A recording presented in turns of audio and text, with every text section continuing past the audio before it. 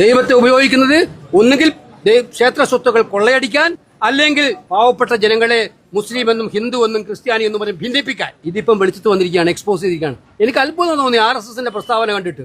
അവർ കർണാടകയിൽ വലിയ സമ്മേളനം കൂടി, രാജ്യവ്യാപകമായ സമ്മേളനം കൂടി പറഞ്ഞിരിക്കുന്നത് ഞങ്ങൾക്ക് ഖേദമുണ്ട് എന്നാണ്. അവരുടെ ഏറ്റവും പ്രധാനപ്പെട്ട നേതാവാണ് ഇതിലത്തെ പ്രതി. VHPയുടെ ഏറ്റവും പ്രധാനപ്പെട്ട നേതാവ് ഇതിലത്തെ പ്രതി, അയോധ്യയിലത്തെ.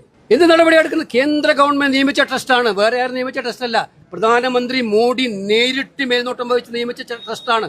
ആ ട്രസ്റ്റിലാണ് ഇത്രയും വലിയ മോഷണം, കൊള്ള നടന്നിരിക്കുന്നത്. അയോധ്യയിൽ പാവപ്പെട്ടവര് അവരുടെ വിശ്വാസത്തിന്റെ ഭാഗമായിട്ട് അവരുടെ കയ്യിലുള്ള നിക്ഷേപത്തിന്റെ ചെറിയ തുക കാണിക്കിട്ട പണമാണ് ഇവർ കട്ടുകൊണ്ടുപോയിരിക്കുന്നത്. ഇത് വിശ്വാസത്തിനായിട്ടുള്ള കടന്നാക്രമണമാണ്. ഇതാണ് ഇന്ന് നാട്ടിലെ വിഷയം. ഇന്ന് ഇന്ത്യയിലെ ഏറ്റവും വലിയ പ്രശ്നം അമ്പലക്കൊള്ളയാണ്. BJPയും സംഘപരിവാറും നേതൃത്വം കൊടുക്കുന്ന അമ്പലക്കൊള്ള. ഇത് വിശ്വാസികളുടെ മനസ്സിനെ വേദനിപ്പിക്കുന്നതാണ്. ഇതിനെതിരായിട്ടുള്ള രാജ്യവ്യാപകമായിട്ടുള്ള പ്രക്ഷോഭം ഞങ്ങൾ നടത്താൻ പോവാണ്. ഇതിനെതിരെ വിശ്വാസികളെ സംഘടിപ്പിച്ചുകൊണ്ട് ഞങ്ങൾ പോരാട്ടം നടത്തും. സുപ്രീം കോടതി മോണിറ്റർ ചെയ്യുന്ന ഒരു ഉന്നതതല അന്വേഷണം വേണം. സുപ്രീം കോടതി സിറ്റിംഗ് ജഡ്ജി മോണിറ്റർ ചെയ്യുന്ന അന്വേഷണം വേണം.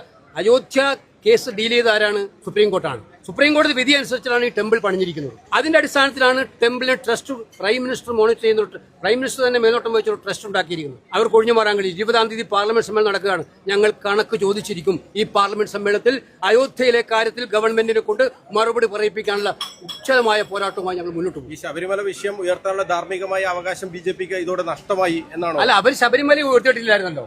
അതിലും ഒരു കള്ളക്കളിയായിരുന്നു ഇവിടെ. അവർക്ക് വിശ്വാസം എന്ന് പറഞ്ഞാൽ ഒറ്റ ലക്ഷ്യം, ഒന്നുകിൽ കക്കാൻ പറ്റുമോ, അല്ലെങ്കിൽ ജനങ്ങളെ വിഭജിക്കാൻ പറ്റുമോ, ഭിന്നിപ്പിക്കാൻ പറ്റുമോ. ഈ ഉദ്ദേശം മാത്രമേ അവർക്കുള്ളൂ. മാത്രമല്ല, നിങ്ങൾ മനസ്സിലാക്കേണ്ട ഒരു കാര്യം, ഇപ്പൊ രാഷ്ട്രീയ പാർട്ടികളെ പിളർക്കുന്ന രീതി എനിക്ക് അത്ഭുതം തോന്നുന്നു. മാധ്യമങ്ങൾ ചർച്ചയേ ചെയ്യുന്നില്ല. 28 MPമാരിലെ TMCയിൽ നിന്ന് 20 പേരെ അടർത്തിയെടുക്കുന്നു. ഇന്നലെ വരെ അവർ BJPക്കെതിരെ ഏറ്റവും ശക്തമായി വിമർശിച്ചിരുന്നവരാണ്.